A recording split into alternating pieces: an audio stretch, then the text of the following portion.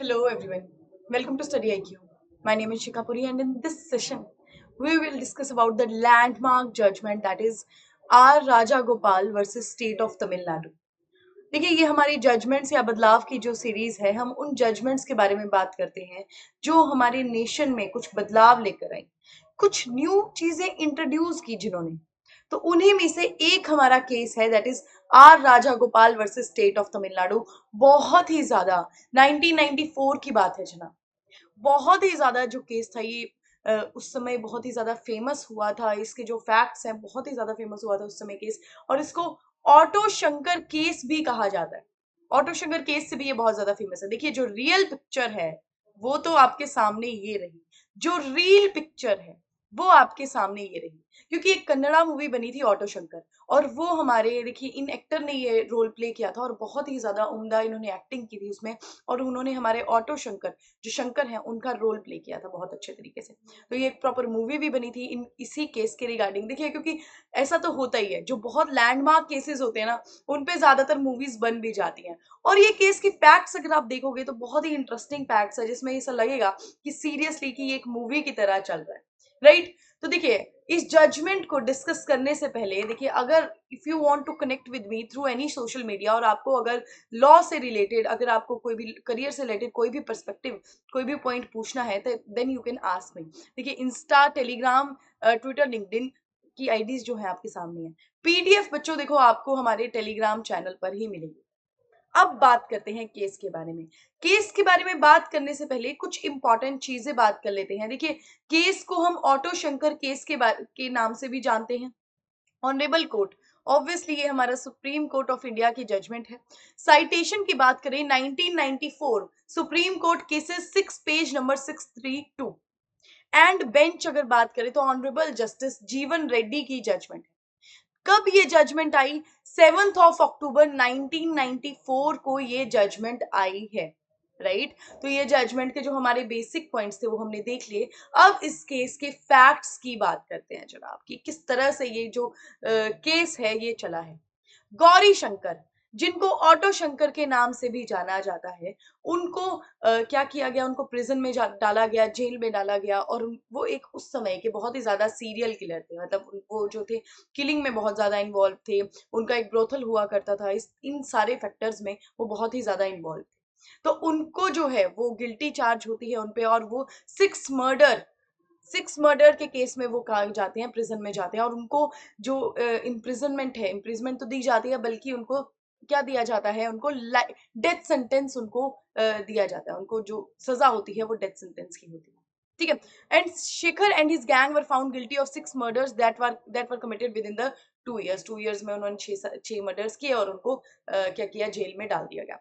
Shekhar was sentence to death along with his 2 associate by the session court of Chengalpattu, ठीक है। तो इस तरह से अभी कहानी चलती है हमारी। हमारे एक शंकर हैं जो पहले ऑटो रिक्शा ड्राइवर हुआ करते थे, ठीक है। और क्या हुआ, उन पर केसेस लगे, मर्डर के केसेस लगे। मर्डर के केस जब उन पर लगा तो उनको डेथ सेंटेंस उनको फाइल कर दिया गया।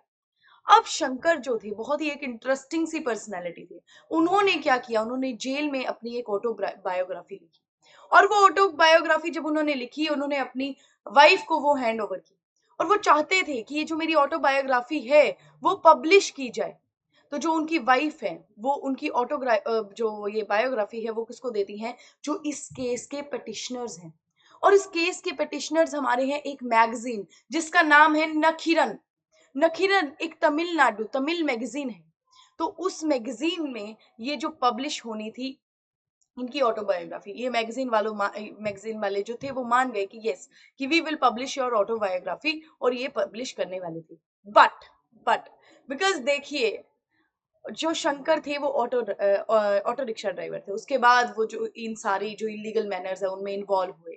लेकिन यहाँ पर बहुत बड़ी बड़ी पर्सनैलिटीज भी रोल में आती हैं। बहुत बड़ी बड़ी पर्सनैलिटीज के साथ जो थे हमारे शंकर के जो संबंध थे, रिश्ते थे, राइट। तो अब जो ये बड़ी पर्सनैलिटी है इनको लगा कि अगर ये ऑटोबायोग्राफी जो है शंकर की वो छप गई, पब्लिश हो गई, तो कुछ ना कुछ तो दिक्कत आ जाएगी, ठीक है, तो यहाँ पर क्या हुआ, यहाँ पर क्योंकि उनके इस ऑटोबायोग्राफी में क्या दिखाया गया था, उनकी फ्रेंडशिप दिखाई गई थी, उनका रिलेशनशिप दिखाया गया था with the prison official also और सम हायर अथॉरिटीज ऑल्सो। तो यहाँ पर उन्होंने क्या किया, उन्होंने जो जो स्टेट था, जो ये प्रिजनर्स थे, उन्होंने रिस्ट्रेन किया हमारी मैगजीन को कि ये जो ऑटोबायोग्राफी है इसको नहीं छपा जाएगा। और डेफोमेशन का इन्होंने इवन बोला कि इसमें तो डेफोमेशन भी आती है, ठीक है। Before publishing the autobiography the prison official forced Shankar to write to the magazine requesting that autobiography not to be publish. और इवन इवन उन्होंने क्या किया, प्रिजन ऑफिशियल ने ये भी किया, बिकॉज देखो जब ऐसा होता है ना, डर डर डर बहुत ही बड़ी बात है बंधु। जब डर लगता है ना तो इंसान हर चीज करता है। तो यहाँ पर प्रिजन ऑफिशियल्स को डर लग गया कि अगर ये छप गई तो पंगा हो जाएगा। तो उन्होंने क्या किया, शंकर को फोर्स भी किया कि आप क्या कीजिए, आप इस मैगजीन को लिखिए कि ये जो ऑटोबायोग्राफी है वो ना छपवाई जाए, ठीक है। To which the petitioners filed a writ petition against the state for infringing the right to freedom of speech in the Supreme Court। बस इसी के चलते क्या हुआ, इसी के चलते हमारे जो पिटिशनर्स हैं, जो हमारी मैगजीन है, वो यहाँ पर हमारे पिटिशनर आते हैं, ठीक है। मैगजीन के एडिटर जो थे हमारे, वो पिटिशनर्स आते थे, 2 पिटिशनर थे मैगजीन के रिलेटेड। तो उन्होंने क्या किया, रिट पिटिशन फाइल की हमारे सुप्रीम कोर्ट में कि जो उनका राइट है, right to freedom of speech जो है इन्फ्रिंज किया जा रहा है, बिकॉज उन पे रिस्ट्रेन लगाया जा रहा है कि वो जो ये ऑटोबायोग्राफी है उसको ना छपवाई जाए, ठीक है। तो ये हमारे फैक्ट्स थे। और अगर हम ऑटोबायोग्राफी के बारे में बात करें, अगर हम ऑटो शंकर की लाइफ के बारे में बात करें, देखिए तो बहुत ही इंटरेस्टिंग लाइफ है। जो मैंने आपको बताया था, मूवी है, कन्नड़ा मूवी, उसमें प्रॉपर बताया गया है कि किस तरह से उनकी लाइफ चलती है, राइट। अब बात करें कि इश्यूज इस केस में क्या बने, बहुत ही ज्यादा इंपॉर्टेंट इसमें इस केस में इश्यूज बने थे। Whether a state has a right to prevent the publication of the book if it cause any infringement to the state's right to privacy. देखिए यहाँ पर एक तो ये बात आई कि क्या ये जो, इसे अगर आप कट कर दीजिए, देखिए यहाँ पर एक बात आई कि राइट टू प्राइवेसी, कि राइट टू प्राइवेसी को क्या इन्फ्रिंज अगर करे कोई भी पब्लिकेशन, तो क्या उसको प्रिवेंट करना पड़ेगा। अब चलिए, जब हम इश्यूज से बात करेंगे ना, तब हम इस राइट टू प्राइवेसी की बहुत ही ज्यादा यहाँ पे डेप्थ में डिस्कशन हुई है इस केस में, उस बारे में बात करेंगे। Whether freedom of speech and expression prevails over the right to privacy, कि freedom of speech and expression आगे उसको प्रायोरिटी दी जाएगी कि राइट टू प्राइवेसी को जो है वो प्रायोरिटाइज किया जाएगा। एक बात बहुत ही ज्यादा इंपॉर्टेंट है कि यहाँ पर अभी 1994 की बात चल रही है जनाब। अब आप मुझे आंसर दीजिए कि राइट टू प्राइवेसी क्या उस समय कॉन्स्टिट्यूशन में आ गया था कि नहीं आ गया था। वैसे तो आपको बाद में पता चल जाएगा, क्या कॉन्स्टिट्यूशन में प्रॉपर राइट टू प्राइवेसी दे दिया गया था कि नहीं दे दिया गया था। 1994 की बात चल रही है, और अगर नहीं दिया गया था तो कब दिया, ये आप मुझे आंसर दो। चलिए जनाब, अब अगर हम बात करें कि यहाँ पर लॉज कौन से इन्वॉल्व थे इस केस में बात करें, तो देखिए article 19(1)(a) read with article 19(2) of Indian constitution. Article 19 क्या बात करता है, right to freedom of speech and expression. Article 19(2) क्या बात करता है, आर्टिकल 19(2) बात करता है हमारी रिस्ट्रिक्शंस के बारे में। Yes, we have given you right to freedom and speech and expression, but कुछ रिस्ट्रिक्शंस दे दी गई हैं कि अगर हमारी नेशन की सिक्योरिटी पे, सॉवरेनिटी पे, इस चीज पे अगर कुछ भी मुद्दा आता है, बात आती है, तो इस राइट को थोड़ा सा रिस्ट्रिक्ट कर दिया जाएगा। नेक्स्ट हमारा आर्टिकल 21 बात की right to life and personal liberty के बारे में भी बात की गई। और यहाँ पर हमारे आईपीसी के सेक्शन 499 और फिर 500 के बारे में बात की, डेफेमेशन के बारे में भी इस केस में बात की गई। तो देखिए ये जो लॉज थे हमारे, यहाँ पर इन लॉज के बारे में बात की गई इस केस में।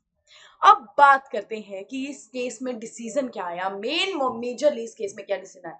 फैक्ट आपको पता लग गए, बहुत ही ज्यादा इंपॉर्टेंट केस है ये। अब देखिए क्वेश्चन क्या बनते हैं कि वेदर अ गवर्नमेंट ऑफिशियल और the citizen of this country can prevent another person from writing his story और बायोग्राफी।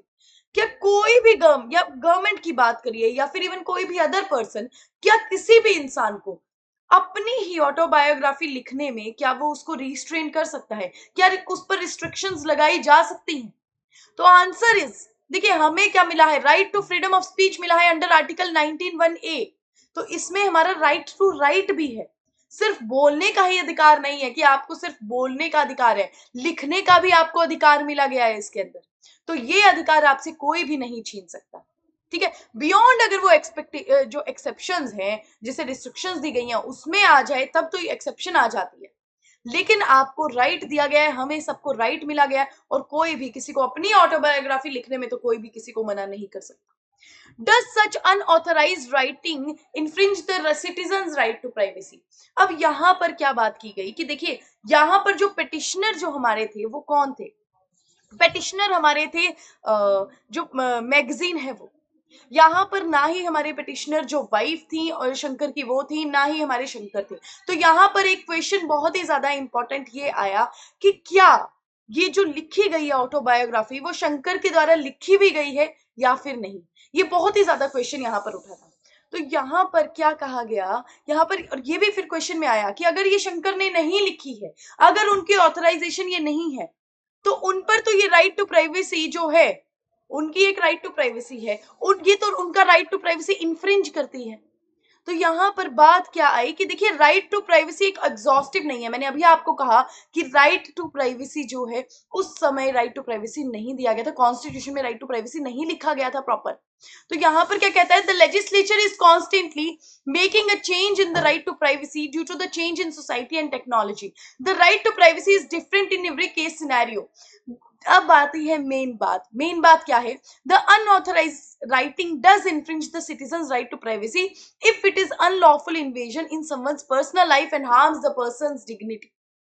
ये अनऑथराइज्ड राइटिंग, आपको उस पर्सन ने ऑथराइज नहीं किया है अपने बारे में लिखने का, तो वो इन्फ्रिंज कर सकता है उस राइट टू प्राइवेसी को, उस पर्सन की। देखिए, अगर वो अनलॉफुल इन्वेजन है, अगर आपको, हम नेक्स्ट क्वेश्चन में पढ़ेंगे, नेक्स्ट क्वेश्चन आता है प्रॉपर, उसमें रिकॉर्ड्स की बात की गई है कि अगर आपने दूसरे पर्सन का कुछ भी, अगर उसने कोई रिकॉर्ड्स है, आपने वो निकाले, जो प्रॉपर फैक्ट्स है वो निकाले हैं, तो ठीक है। लेकिन अगर कोई भी बात गलत आप लिख दे रहे हो, अपनी एजम्पशन में आप बात लिख दे रहे हो और उनकी ऑटोबायोग्राफी आप लिख दे रहे हो, अगर आप उनकी मैरिज से रिलेटेड, पर्सनल लाइफ से रिलेटेड अगर आप बातें लिख रहे हो, तो जनाब वो राइट टू प्राइवेसी आप उनकी इन्फ्रिंज कर रहे हो। ऐसी अनऑथराइज राइटिंग आप नहीं लिख सकते। नेक्स्ट कहा गया, whether the freedom of press guaranteed by an article 19(1)(a) in the constitution entitle the press to publish such unauthorized account of citizens life and activities, if so to what extent। कि फिर वही बात की गई कि क्या दूसरे person की जो भी अनऑथराइज्ड ये अनऑथराइज्ड अकाउंट था, अनऑथराइज्ड राइटिंग थी, कि क्या प्रेस जो है, क्योंकि प्रेस को क्या राइट मिला गया है, राइट टू प्रेस दिया गया है, ठीक है, 19(1)(a) में राइट टू प्रेस दिया गया है, freedom two of the press. तो अब मुझे बताइए कि क्या अगर वो प्रेस किसी के बारे में कुछ छाप रही है, कुछ उसकी लाइफ एंड एक्टिविटीज के बारे में छाप रही है, तो क्या वो छाप सकती है, क्या वो पब्लिश कर सकती है ये सब? तो यहां पर ये कहा गया कि इट मस्ट बी ट्रुथ। कुछ भी अगर प्रेस को, क्योंकि प्रेस को भी राइट दिया गया है। देखिए, इस जजमेंट में क्या हुआ, इस जजमेंट में ना बहुत ही ज्यादा अलग अलग राइट्स के बारे में बात की गई है कि कौन सा राइट को हम ऊपर रखें या फिर कौन से राइट को किस तरह से बैलेंस किया जाए। तो इस जजमेंट में बहुत ही उम्दा तरीके से चीजों को बैलेंस किया गया है। और देखिए क्या कहा गया कि अगर प्रेस का राइट हमें दिया गया है, प्रेस का राइट पूरा फ्रीडम ऑफ प्रेस दिया गया है, आपको 19(1)(a) में दिया गया है, बट अगर वो प्रेस का राइट क्या करता है, वो किसी के भी पर्सनल चीजों पे, आप उनके घर के बारे में कुछ बातें कर रहे हो, फैमिली, मैरिज, मदरहुड, प्रोक्रिएशन, इन सब के बारे में अगर आप बातें कर रहे हो, उनके पर्सनल चीजों के बारे में बातें कर रहे हो, तो ये तो आपका जो दूसरे पर्सन की राइट टू प्राइवेसी को इन्फ्रिंज करता है। ये सब आप नहीं बातें कर सकते, ठीक है। और जो भी अगर आप बातें लिख रहे हो वो ट्रुथ होनी चाहिए, पब्लिक रिकॉर्ड्स में वो होनी चाहिए, आपको पता होना चाहिए कि ये ट्रुथ है। ऐसी एजम्पशन नहीं लगानी है, जो मैंने पहले भी आपको बताया। वेदर पर्सन, अब यहाँ पे नेक्स्ट क्वेश्चन आता है कि क्या प्रिजन के ऑफिशियल्स, प्रिजन जो भी हमारे डिटेनी है, उनको मना कर सकते हैं कि आप अपनी ऑटोबायोग्राफी नहीं लिखेंगे because you are a detainee? क्या उनको लीगल रेमेडीज नहीं दी गई हैं क्या, जो भी हमारे डिटेनी है, जो भी प्रिजनर्स है उनके लिए? तो यहाँ पर कहा गया कि कोई भी प्रिजन का ऑफिशियल किसी भी प्रिजनर को मना नहीं करेगा कि आप अपनी ऑटोबायोग्राफी नहीं लिख सकते। ये कहाँ का इंसाफ हुआ कि अगर प्रिजनर को ये सब मना कर दिया जाए तो यही कहा गया कि प्रिजनर को मना नहीं किया जाएगा, राइट। अब प्रॉपर अगर हम बात करें तो ये भी लिखा गया कि नो सच प्रायर रिस्ट्रेन और prohibition of publication can be imposed by the respondents upon the proposed publication of the एलिज्ड autobiography. कि अब देखिए रिस्पोंडेंट्स जो थे हमारे प्रिजन के ऑफिशियल्स से और भी थे, तो उनको ये कहा गया कि कोई भी रिस्ट्रिक्शंस यहाँ पर नहीं लगानी है पब्लिकेशंस के लिए। जो भी पब्लिकेशन ये कर रही है हमारी मैगजीन वो करने दीजिए। बस आगे एक बात की गई कि डेफेमेशन की, क्योंकि यहाँ पे बात की गई थी, तो डेफेमेशन के रिगार्डिंग ये बात की गई कि देखिए अभी तो पब्लिश हुई भी नहीं हमारी ऑटोबायोग्राफी, जब ये पब्लिश होगी उस केस में अगर आपको लगता है कि कोई ऐसी चीजें आ गई जो आपके खिलाफ बात करे या फिर डेफेमेशन अगर ऐसी बातें हैं, तो उस समय ये देखा जाएगा, उस समय फिर आप केस फाइल कीजिए। लेकिन अभी सिर्फ इस चीज के ऊपर कि डेफेमेशन हो सकती है, ठीक है, अभी आप क्योंकि एजम्पशन लगा रहे हो, तो अभी इसको रोका नहीं जाएगा इस बिहाफ के ऊपर। ये सब बातें जो थी ये हमारे डिसीजन में कही गई। अब बहुत ही इंपॉर्टेंट, हमेशा जब भी मैं जजमेंट कहती हूँ तो एक इंपॉर्टेंट चीज आती है कंक्लूजन, और कंक्लूजन मैं आपके लिए छोड़ूंगी जनाब, फॉर यू। बिकॉज आप देखिए जिस एग्जाम की तैयारी कर रहे हैं वो बहुत ही बड़े लेवल का एग्जाम है, और आपको इन चीजों के बारे में पता होना चाहिए कि जब भी किसी भी राइट में, हमारे फंडामेंटल राइट में कोई कंफ्लिक्ट आ जाए या फिर ऐसी चीज आ जाए कि किस फंडामेंटल राइट को ऊपर रखा जाए। अब जैसे यहाँ पर freedom of speech and expression बात की थी, राइट ऑफ प्राइवेसी बात की थी, तो यहाँ पर आप मुझे बताइए, कोर्ट ने तो बहुत बैलेंस तरीके से काम किया, लेकिन अगर ये आप समझते, आपके पास ऐसा केस आता, ठीक है, तो आप किस तरह से एनालाइज करते हैं चीजों को, आप मुझे बताइए। या फिर अगर आप किसी को सुजेस्ट करना चाहें, आप मान लीजिए जजेस को सुजेस्ट करना चाहते हैं कि इस तरह से काम होना चाहिए, तो आप किस तरह से सुजेस्ट करेंगे जब भी राइट्स, फंडामेंटल राइट्स के रिगार्डिंग कुछ भी कंफ्लिक्ट आता है। Now it is your duty, you have to tell me in the comment section, right. तो आज हमने ऑटो शंकर केस के बारे में पढ़ा। आई होप आपको एक एक बात जो है वो समझ में आई होगी, ये केस के बारे में सारी की सारी बातें क्लियर की होंगी। क्योंकि देखिए हमेशा मैं कहती हूँ कि चीजें पता क्या होती है, अब आपको लॉज के बारे में यहाँ पे पता चला, आपको साइटेशन के बारे में, आपको पूरे फैक्ट्स के बारे में पता चला।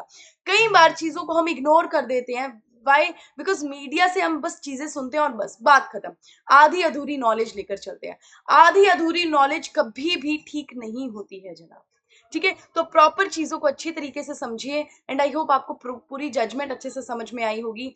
नेक्स्ट सेशन में नेक्स्ट टॉपिक के बारे में बात करेंगे, तब तक thank you so much, and अपना ध्यान रखिए। मेजरली आई ऑलवेज से अपनी हेल्थ का ध्यान रखिए। Thank you so much guys.